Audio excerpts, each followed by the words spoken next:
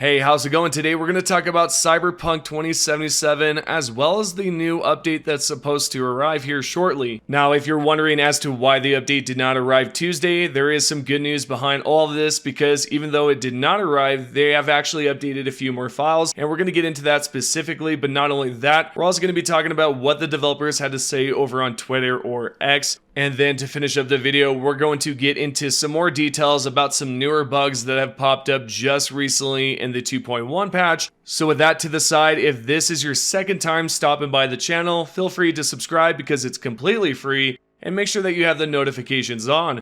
Let's go ahead and dive right into this. Let's start off by talking about the newest update arriving here shortly for Cyberpunk 2077. Now, if you have seen my previous video, most of you might be wondering, well, where's the update that you predicted on Tuesday? This right here is an excellent question because, yeah, it did not arrive, unfortunately, but there is a good reason for this. So what we're going to do is travel over towards SteamDB and check out both the Cyberpunk 2077 and the Phantom Liberty DLC because both of these files have been updated. What we can see for Cyberpunk 2077 is that the CDPR internal QA and CDPR internal Dev 5 have both been updated, as well as if we go over towards Phantom Liberty, you can tell that it's the same situation. For example, if you take a look at the bottom, CDPR internal QA and internal Dev 5 have both been updated as well. Then if we go ahead and check out the change list here, you can tell that this was updated 23 hours ago, January 9th, 2024. Now, if you take a look at the bottom section here, you can see that this arrived 2 days ago, January 8th, 2024. This is when I told you guys I thought it was going to arrive Tuesday and I was completely wrong. Yet I did say take it with a grain of salt because you never know with these developers, they can change anything at any point. I mean, literally, you can tell right here that several things have been changed. So I truly believe that this next patch is going to be a legitimate patch and not a hotfix. So now, do I believe that the update is going to arrive this week still? Yes, absolutely. I believe it's 100% possible, but here's the thing. If the developers need to make some more changes, or possibly they need to, I don't know, update something to fix some more bugs, you could definitely expect some more things added to this change list. And I would expect this next update to be somewhat big. I'm not too sure how large it will be, but I would assume it would be decently big because of all the bugs that have popped up as of late. And not to mention they are adding FSR3, so there's that to expect as well. So for the comments out there that said, hey, it's going to be a hotfix and not a patch, I do not think that's going to be the case. I definitely believe it's going to be a patch. Anyways, if you would like to know more information about that specifically, go ahead and check out my previous Cyberpunk 2077 video. With that information to the side, let's go ahead and take a look at what the developers had to say about Cyberpunk 2077 Project Orion, as well as the newest Polaris project as well, which is Witcher 4. We are first going to start off with this developer named Igor Sarsinski, and this is what he had to say over on X. First day in Boston office, so good to meet old friends and officially kickstart on Orion journey. I couldn't be more excited for this project and I'm sure we can make it something special. 2077 was just a warm-up. Then Igor continues on by saying, also, I can't overstate the value of working with people you know, trust, and like. The space of creative vulnerability, openness, and risk is where the magic happens. Well, there you go. We officially now know that Cyberpunk 2 is being worked on, and I cannot wait to see what they do this time around. Honestly, I hope they add some sort of new cyberware like the scratchers that Sasha had. That would be really cool. But anyways, let's continue on and see what the next developer had to say. This time we're going to take a look at Powell Sasko and what he had to say, and this is going to be a quest director. If you guys do not know, Powell Sasko also streams, and we're going to get into that as well if you are interested in his next stream. Anyways, continuing on, this is what he had to say. So good to be back in the office. Already in the snowy Boston, our core band had exciting discussions about the next Cyberpunk 2077 game. Love this team and our dystopian IP. On the picture, me and Sarah Grummer, not too sure how to say that, I probably butchered it, I apologize. Expert quest designer who gave you Judy's storyline. Now that's cool right there, so kudos to her for creating some awesome stuff, as well as Powell Sasko and Igor as well, and matter of fact, all the developers because they have done an excellent job. Continuing on, because Powell Sasko also was able to answer some questions, because this user right here said, "Hey Powell, I suppose that means you're not involved with the next Witcher game then." The developer replied back by saying, "Cyberpunk is my main IP, however, I will be helping here and there with new Witcher.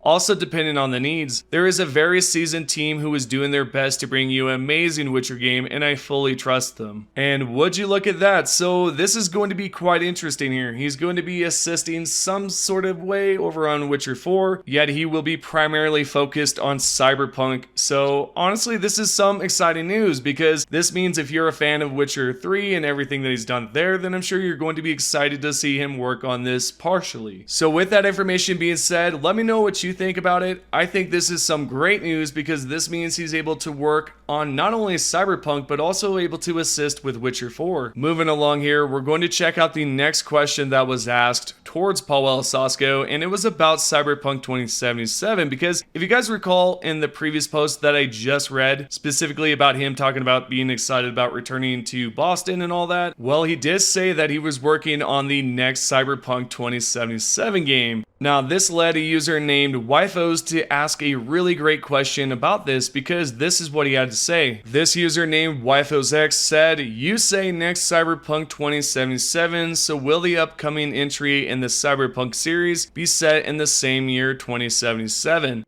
Powell Sasko said, "No leaks, chum." And there you go. This was his exact response. Now, is it possible that the next Cyberpunk game could be in the same exact year? Definitely. There is a good possibility that it is in the same exact year, but we're not going to be in Night City. I'm interested in what y'all think, because I truly believe it can be in the same exact year, just in a different city. So again, we're not going to be in Night City. But anyways, let me know what you think exactly down below. And now, last but not least, if you're interested in Powell Sasko's next stream, this user asked this question. Actual Goblin said, "Can't wait. Are you gonna resume streaming on Sundays, or is that no longer a thing?" Powell Sasko said, "I will need to finish building my setup, and as I had to move my whole life to America, it takes a bit to get it all done. We'll keep you chums posted." This may not seem too exciting, but honestly, Powell Sasko talks a bit about Cyberpunk 2077, developing it. He's also talked a bit about the FF06B5 Easter eggs, kind of just,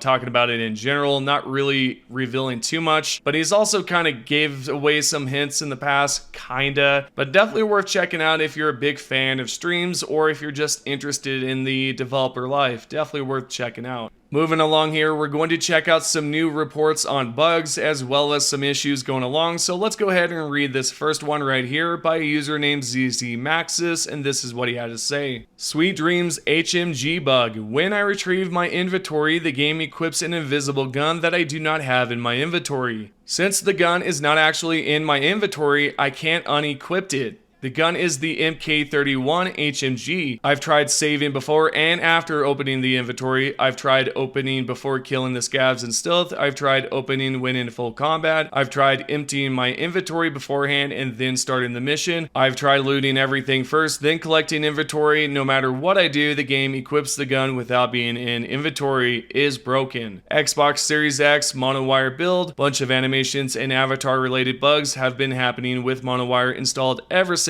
downloading Phantom Liberty. Mostly stuff not rendering, but this could be related. So yeah, it might just be related to the monowire, and I'm interested in whether or not you have experienced this one personally. I myself have not, because I do not rock a monowire build, or really just any Netrunner build. Okay, so that is completely a lie, because I have created a Netrunner build in the past. I just don't primarily rock one, if that makes sense. And last but not least, this bug right here I have seen quite a lot, but I feel like we should definitely bring it up so that it can possibly be fixed. But if the developers see this, then you can definitely expect some more changes coming to the change list as well over there on SteamDB. But anyways, this user right here named BananaLeaf69420 had this to say: "Phantom Liberty is bugged. I'm near the ending where I have chosen to side with Songbird and betray Reed. After sneaking past the Bargist area with the helicopter, Songbird tells me to take my gear from the locker.